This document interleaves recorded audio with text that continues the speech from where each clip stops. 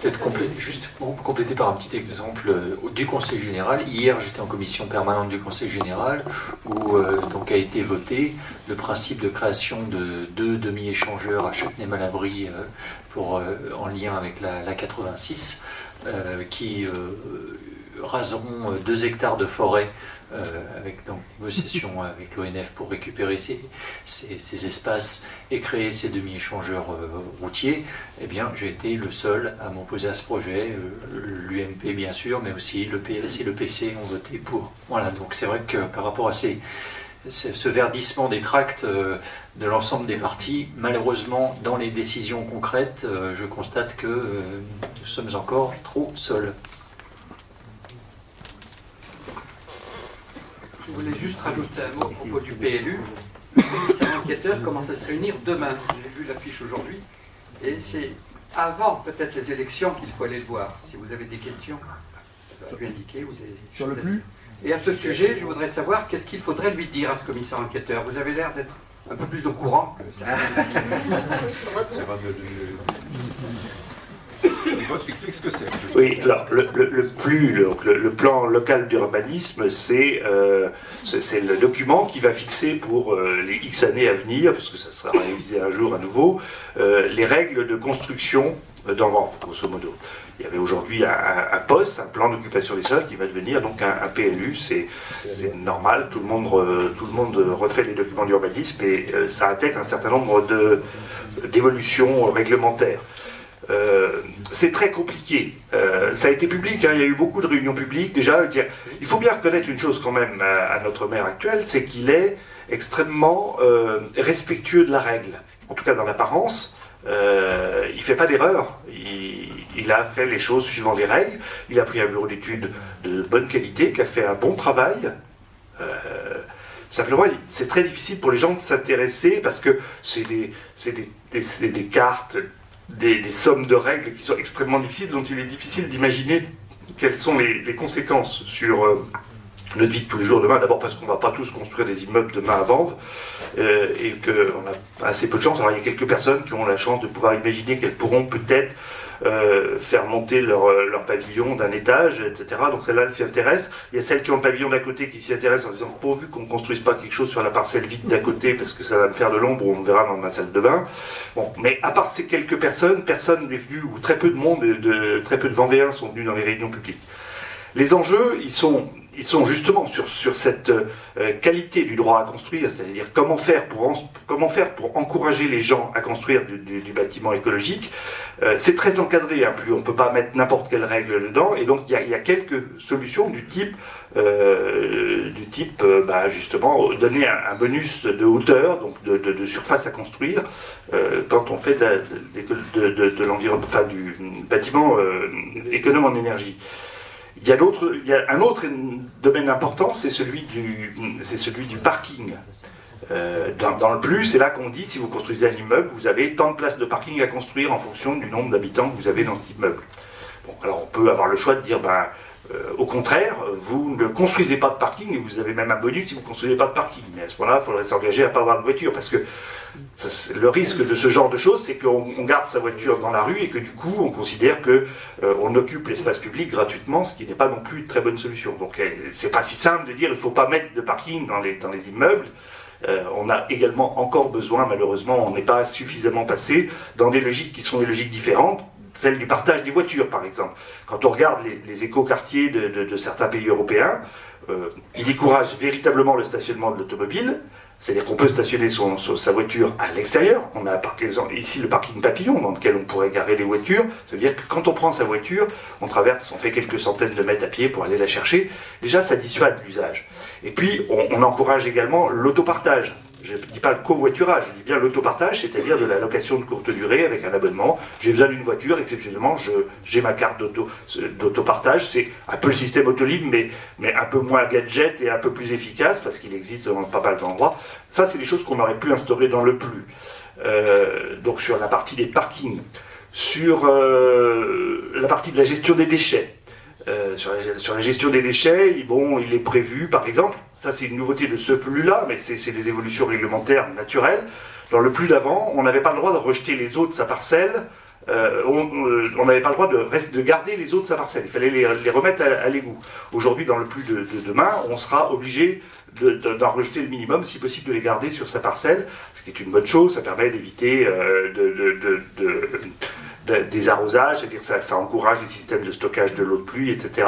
Donc ça, on est plutôt dans des bonnes choses. Sur les déchets, nous on a demandé par exemple que soient systématiquement prévus des espaces de compostage. Bon, ça non, c'est pas possible réglementairement. Et c'est vrai qu'on est à la limite de la réglementation, encore faut-il la connaître parce qu'elle est extrêmement touffue. On a demandé que les antennes, qu'il y ait sur les antennes de diffusion pour les portables, que ça soit qu'on diminue la puissance et qu'on se fixe avant des règles beaucoup plus dures que ce qui est dans la législation actuelle. Ah non, c'est pas possible, c'est pas légal.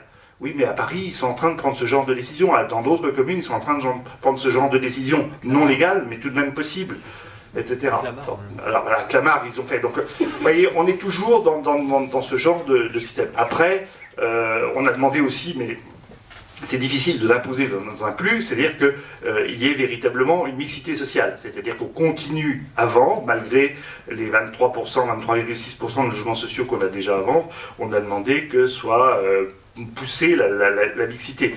Cela dit, c'est une chose de dire il faut que ça soit qu'il y ait de la mixité, et ça ne se décrète pas. Ça veut dire il y a un marché, etc. C'est compliqué, ça veut dire qu'il faudrait que la commune prenne, construise, fasse construire à des bailleurs sociaux. Aujourd'hui, toutes les constructions d'en vente sont des constructions privées, plutôt de luxe, et là-dessus, peut-être Claire, tu peux rajouter quelque chose.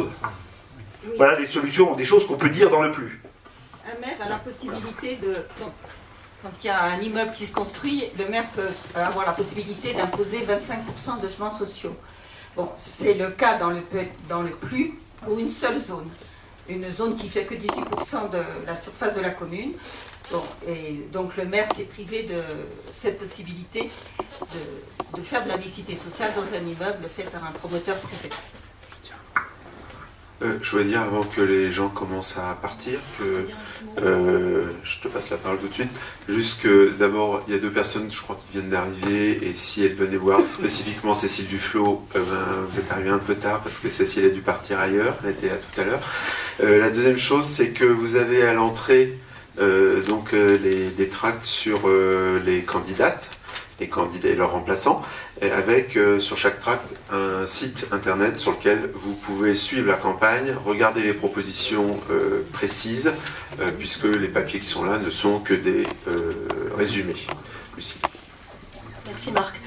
Moi, en écho aux interventions de Pierre et de Claire, je voulais dire quelque chose qui m'a beaucoup frappé à Issy-les-Moulineaux, c'est qu'André Santini, qui avait quand même eu le culot en 2007 de dire qu'il avait été le premier à signer le pacte écologique de Nicolas Hulot sur la 10e circonscription des Hauts-de-Seine, alors que c'est quand même l'un des plus grands bétonneurs des Hauts-de-Seine depuis 40 ans, ce qui montre qu'effectivement la communication sur le verdissement des personnes va de pair avec le verdissement des tracts électoraux.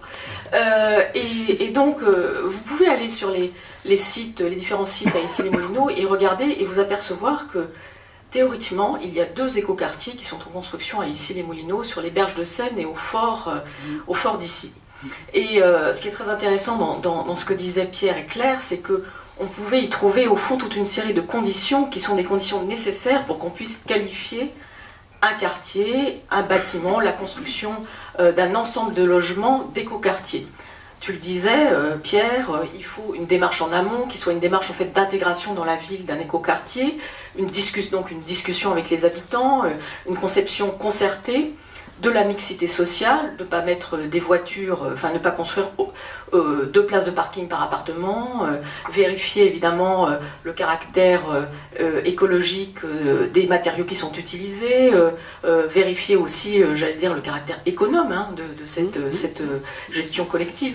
Et ce qui est très intéressant, ce qui montre aussi qu'il y a une gadgetisation, c'est que vous verrez sur le fort d'Issy-les-Moulineaux, qui est en fait un ensemble qui est très strictement, ça ressemble un peu à une cité à l'américaine, c'est-à-dire qu'on vous garantit que vous aurez de la vidéosurveillance, le montant du mètre carré doit se situer entre 6 et 7 000 euros, peut-être que c'est un minimum d'ailleurs, mais ce qui est très intéressant aussi, c'est que c'est le seul écoquartier qui est le label Métropolis.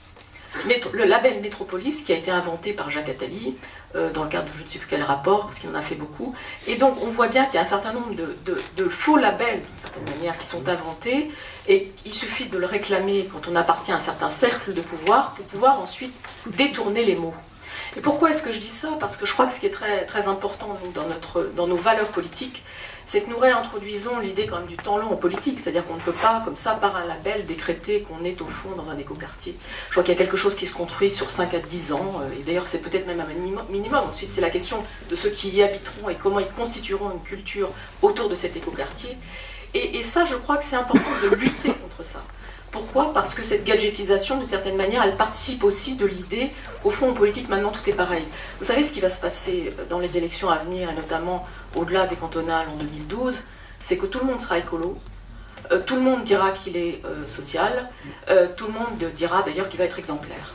Et puis, on se trouvera dans une situation où aucun électeur ne croira à ce qui sera dit. Et moi, je me rappelle quand même très bien, avant le grand traumatisme du 21 avril 2002, que quand on lisait les projets de Jacques Chirac et de Lionel Jospin, et moi j'avais notamment travaillé sur le projet de Lionel Jospin, ils avaient été tellement lissés par des experts en communication que les mots étaient les mêmes. Et je pense que si on les lisait de façon très superficielle, enfin sans imaginer qu'ensuite il y avait une pratique différente, on pouvait penser qu'au fond, tout est pareil. Et je crois que ce qu'il faut bien que nous on porte, c'est l'idée qu'il y a des différences. Il y a des différences entre des pratiques de gauche et des pratiques de droite. Il y a des différences entre des pratiques réellement écologiques et le fait de dire j'ai signé avant tout le monde, qui est d'ailleurs un comportement quelque part qui est contradictoire avec les valeurs que nous portons. Et il y a l'idée qu'on va travailler quand on est élu avec ceux qui sont des citoyens engagés. Donc il n'y a pas l'idée de la séparation entre les élus et les citoyens. Voilà, c'est ce que je veux dire. Par rapport à cette idée des écoquartiers ici. Oui, puis pour revenir juste 2 minutes sur le travail avec les citoyens, je crois qu'il faut faire bien attention aux différentes échelles de la participation des habitants et bien voir qu'au jour d'aujourd'hui, avant, dans les consultations, enfin ce qui s'appelle consultation publique, on est au degré de l'information, point barre. Et que la participation des habitants, ça va jusqu'à la co-construction. Donc voilà, nous on aimerait, en tant qu'écologiste, aller sur des projets co-construits avec la participation des habitants.